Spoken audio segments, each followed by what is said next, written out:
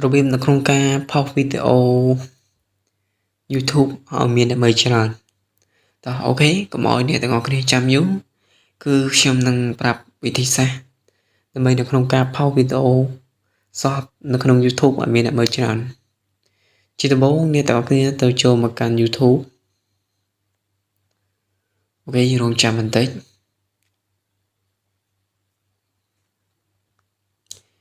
អូខេដើម្បីនៅក្នុងការផុសបានអ្នកទាំងអស់គ្នាមើលនៅសញ្ញាបូកខាងក្រោមចុចសញ្ញាបូករួចហើយអ្នកទាំងអស់គ្នាត្រូវធ្វើការជ្រើសរើសនៅវីដេអូ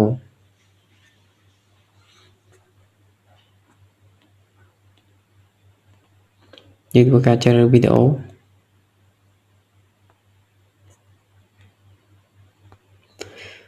ខ្ញុំធ្វើការជ្រើសរើសវីដេអូមួយដើម្បីដាក់ផុស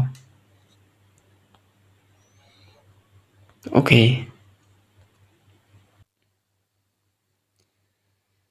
រួចរាល់បន្តមកអ្នកទាំងអស់គ្នាចុចពាក្យថា done ឬបន្តបន្ទាប់យើងរងចាំបន្តិចកំពុងអាប់ឡូត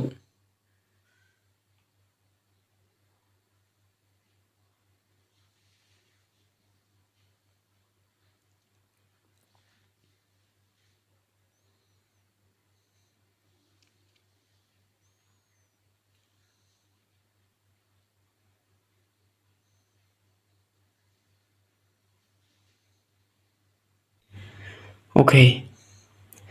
បន្ទាប់មកអ្នកទាំងគ្នាត្រូវ add music ឬបទចម្រៀងអ្នកគ្នាចុចខាងលើមក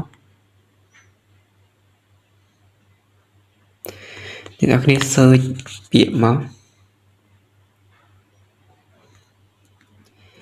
អូខេ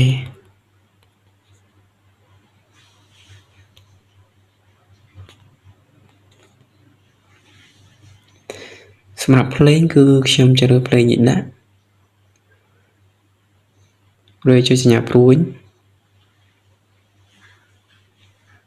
អូខេ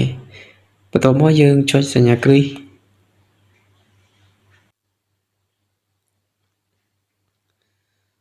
អូខេយើងទទួលបានវីដេអូមួយដែលមានភ្លេងសម្រាប់វីដេអូ short គឺ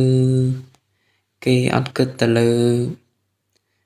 ម៉ោងទេគឺគិតទៅលើចំនួនអ្នកមើលអញ្ចឹងយើងធ្វើការចុច next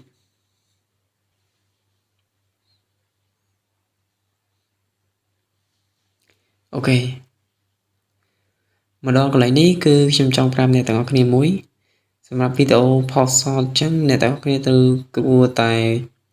យើងដាក់ជា public សិន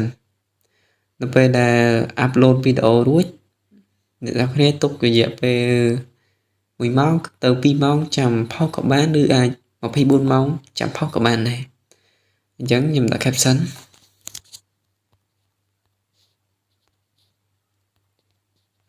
ស្រស់ស្រាយ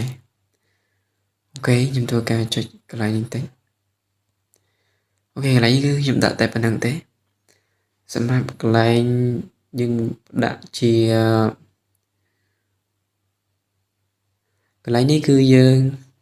យក private សិនកុំតណាដាក់ public ពួកឲ្យយើងផុសលក្ខណៈទុករយៈពេល1ថ្ងៃឬក៏អ្វីដែលអ្នកគ្នាគឺអ្នកគ្នាចង់ដាក់ទុករយៈពេល5ម៉ោងឬប្រហែលក៏ដោយសម្រាប់អ្នកគ្នាចង់ដាក់នៅពេលដែលយើងដាក់អញ្ចឹងគឺនៅពេលដែលយើងចង់ផុសយើងគ្រាន់តែចូលកែសម្រួលវិញហើយដាក់public គឺជាសាធារណៈយើងអាចផុសបានបន្ទាប់មកយើងកន្លែងនេះគឺមិនតន់ដាក់ហើយកន្លែងនេះយើងកន្លែងយើងគេឲ្យយើងអាចជាមួយវីដេអូផ្សេងអូខេនេះគឺជាវីដេអូដែលខ្ញុំផុសគឺបានចំនួន 1.3k ឥឡូវគឺខ្ញុំដាក់បញ្ចូលវីដេអូនេះមួយអូខេកន្លែងនេះកន្លែងគេឲ្យយើងដាក់ការរត់លុយដាក់ no នេះដាក់ no ទៀតអូខេយើងធ្វើការ upload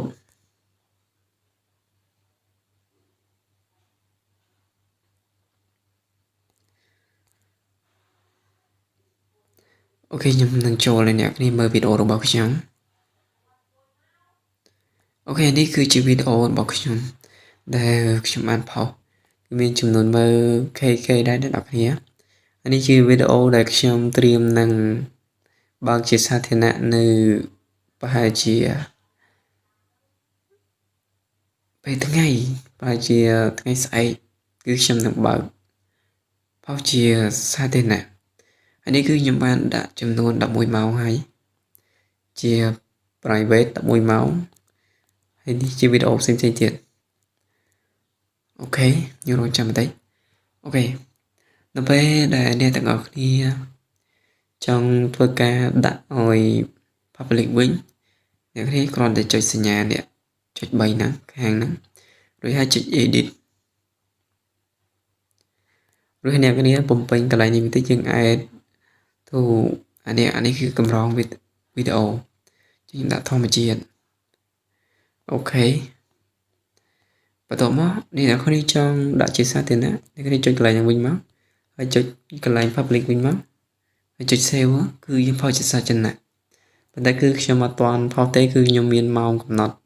វីដេអូរបស់ខ្ញុំគឺផុសម៉ោងប៉ុន្មានអញ្ចឹងអ្នកគ្នាគួរតែធ្វើវីដេអូគួរតែមានម៉ោងកំណត់សម្រាប់ផុសវីដេអូហើយសម្រាប់វីដេអូនេះក៏មានតែប៉ុណ្្នឹងដែរហើយកុំភ្លេចចុច like និង share វីដេអូខ្ញុំមួយដើម្បីទទួលបាននូវវីដេអូថ្មីៗ